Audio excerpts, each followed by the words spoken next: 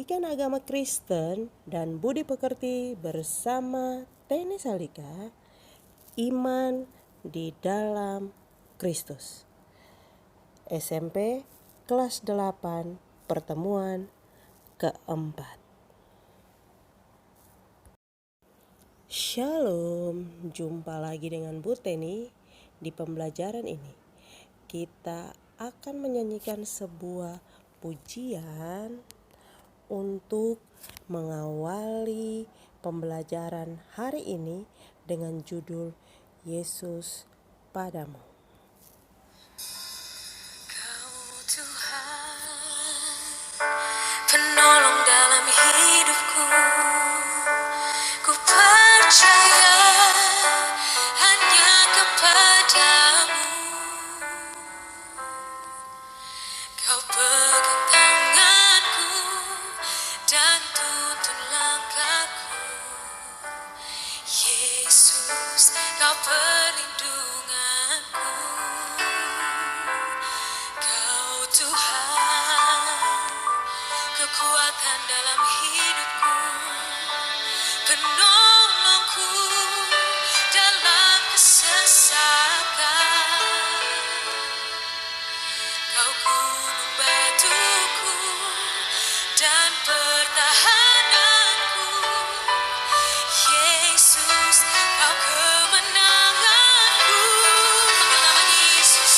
Yesus, padamu ku berseru. Kaulah penyelamatku. Terpujilah Kau Tuhanku. Ku memuji namamu sepanjang umur hidupku. Terpujilah Kau Tuhanku di atas segalanya. Yesus, Yesus, padamu ku berseru. Kaulah penyelamatku. Terpujilah Kau Tuhanku.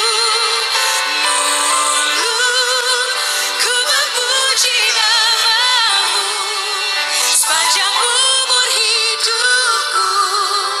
Terpujilah Kau Tuhanku di atas segalanya. Bersama-sama berikan tepuk tangan buat Tuhan Yesus. Oh, kami Kita berdoa.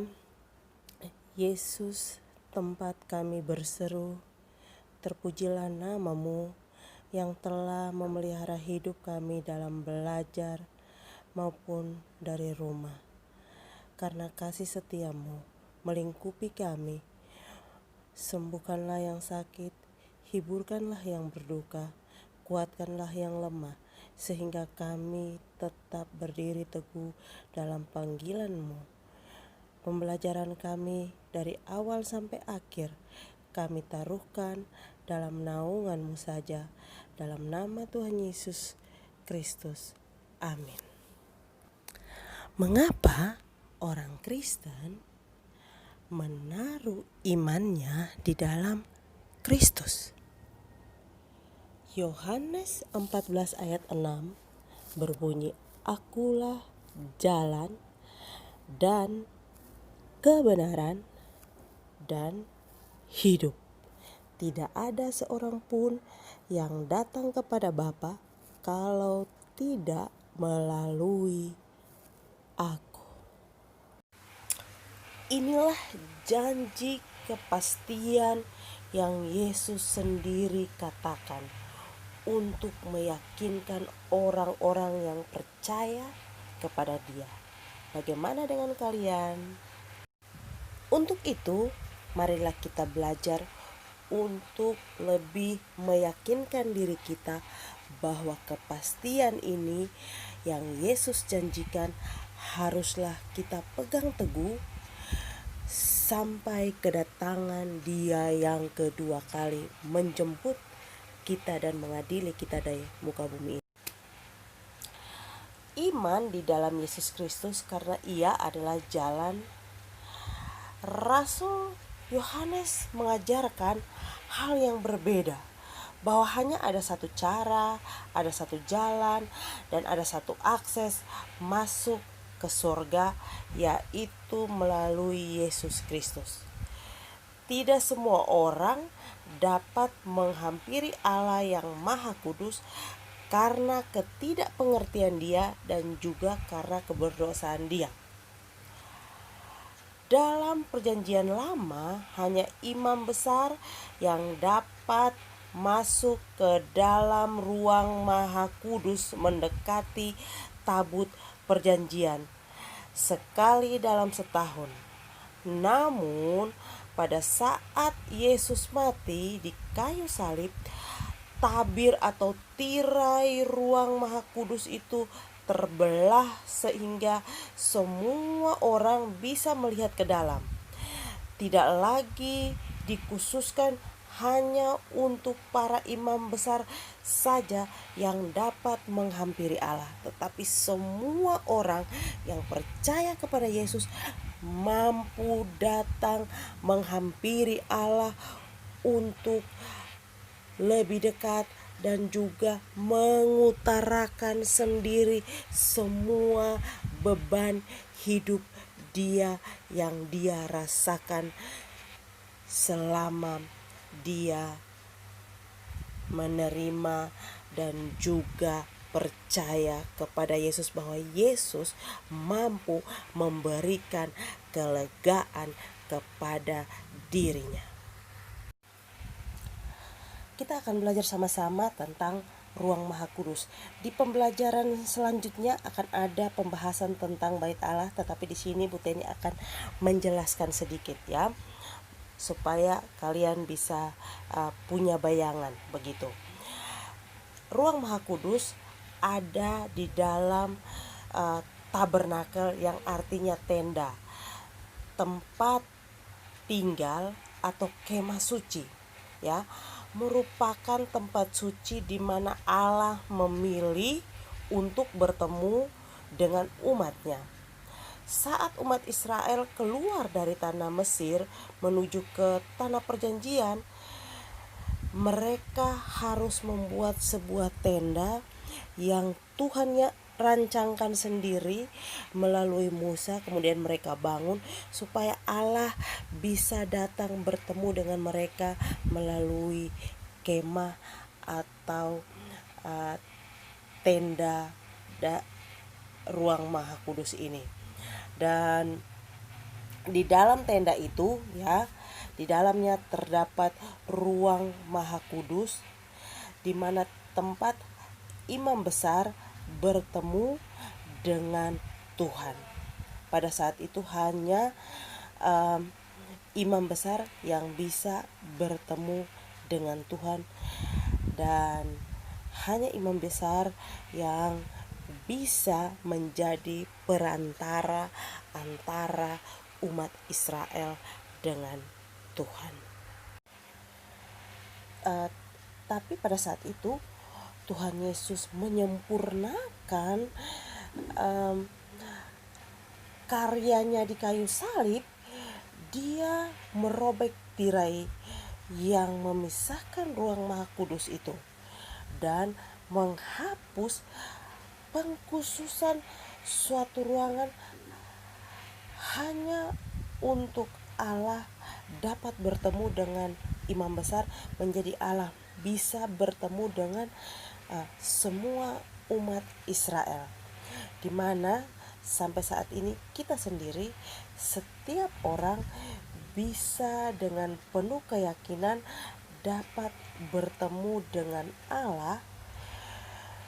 Dan ini merupakan sesuatu yang sungguh-sungguh fakta yang luar biasa, karena ketika ruang Maha Suci itu tirainya terbelah, artinya ada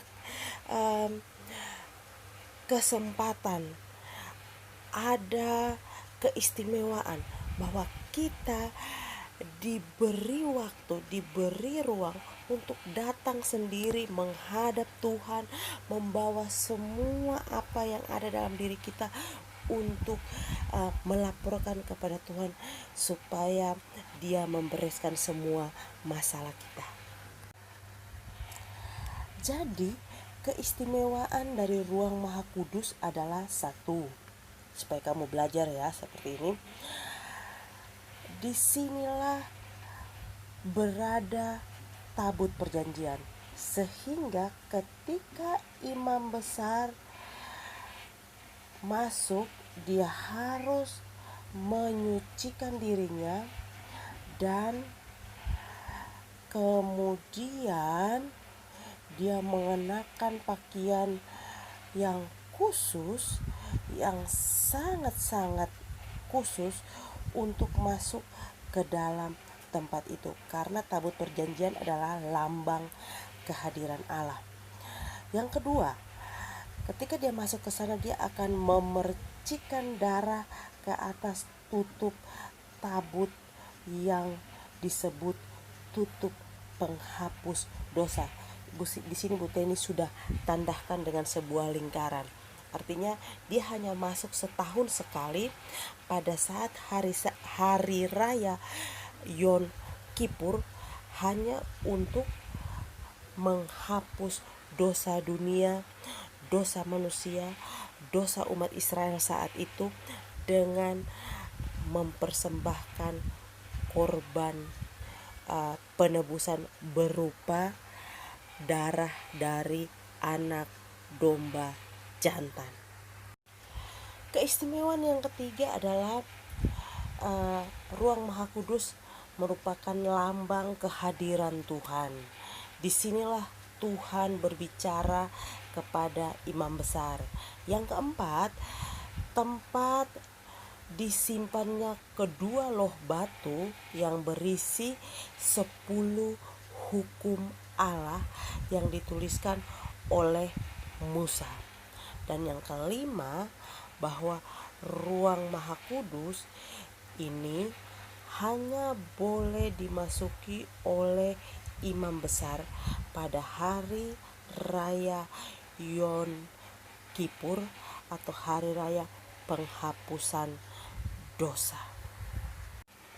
Pada hari raya Yom Kippur ini pun imam besar hanya masuk ke dalam ruang Maha Kudus ini satu kali dalam setahun. Jadi tidak sembarangan imam besar akan masuk ke sana. Ada banyak imam, tetapi hanya imam terpilih, yaitu yang disebut dengan imam besar, yang mampu atau bisa melangkah masuk ke ruang Maha Kudus untuk bertemu dengan Allah yang Maha Suci.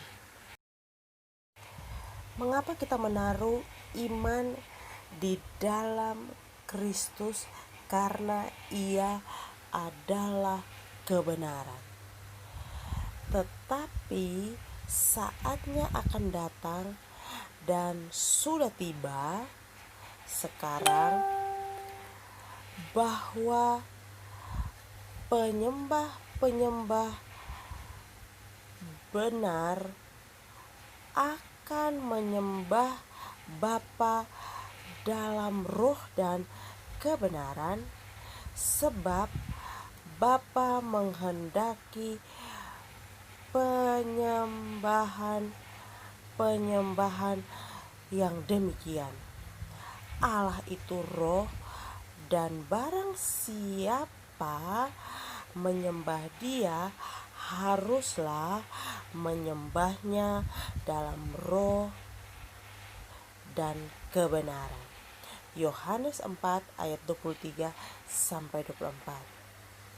Salah satu definisi kebenaran adalah sesuatu hal yang sungguh-sungguh benar atau benar-benar ada. Yesus sendiri menyatakan bahwa Dia adalah kebenaran. Banyak orang, bahkan nabi-nabi, telah menceritakan tentang kebenaran. Tetapi yang harus kita ingat, tidak ada orang yang pernah mengatakan seperti yang Tuhan Yesus katakan bahwa aku adalah kebenaran. Ada satu yang penting mengenai kebenaran yang berkaitan dengan moral. Artinya kebenaran itu berkaitan dengan moral. Jadi kalau seseorang ingin mengajarkan kebenaran, maka moralnya harus baik. Bagaimana watak orang itu akan amat penting, karena ia kan menjadi petunjuk dan juga pedoman. Contohnya, ya, seorang yang suka mencuri barang orang lain tapi mengajarkan soal nilai kedermawanan, atau orang yang bernafsu untuk menguasai tetapi mengajarkan tentang keindahan, kerendahan hati, atau seorang pemarah tapi mengajarkan tentang keindahan penguasaan diri. Seseorang yang pendendam tapi mengajarkan tentang indahnya kasih. Bagaimana juga semua yang diajarkan itu tidak akan berpengaruh atau tidak akan berhasil kalau lain di mulut, lain di hati. Beda dengan Tuhan Yesus. Hal yang hebat sekali mengenai Yesus ialah bahwa tidak hanya pernyataannya mengenai kesempurnaan moral mencapai puncaknya, ya, di dalam Dia, tetapi juga kenyataan mengenai kesempurnaan moral.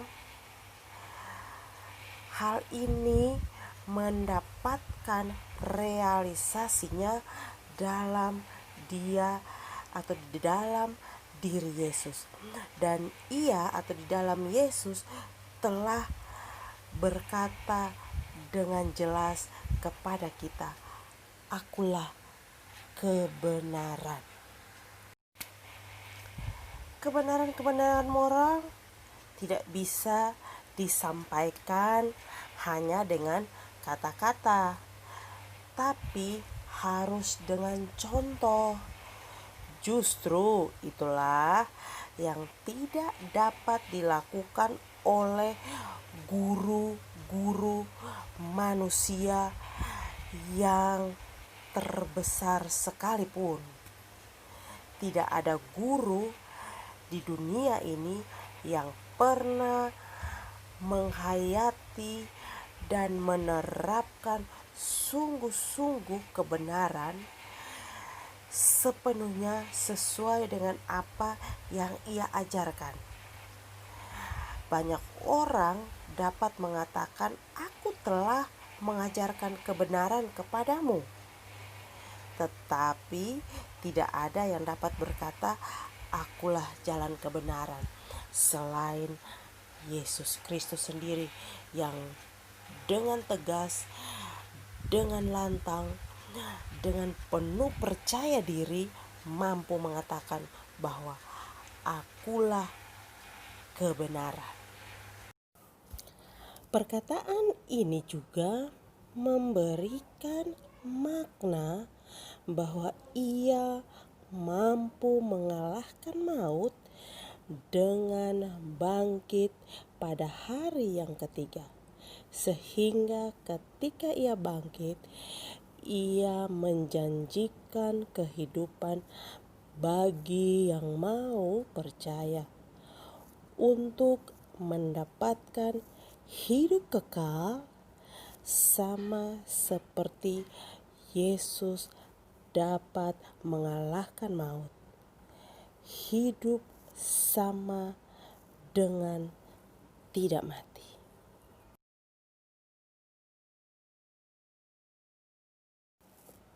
Demikianlah pembelajaran kita kali ini. Jangan lupa berdoa untuk mengakhiri pembelajarannya. Mintalah kepada Tuhan untuk memperkuat iman kita di dalam Yesus Kristus. Shalom. Tuhan Yesus memberkati kita.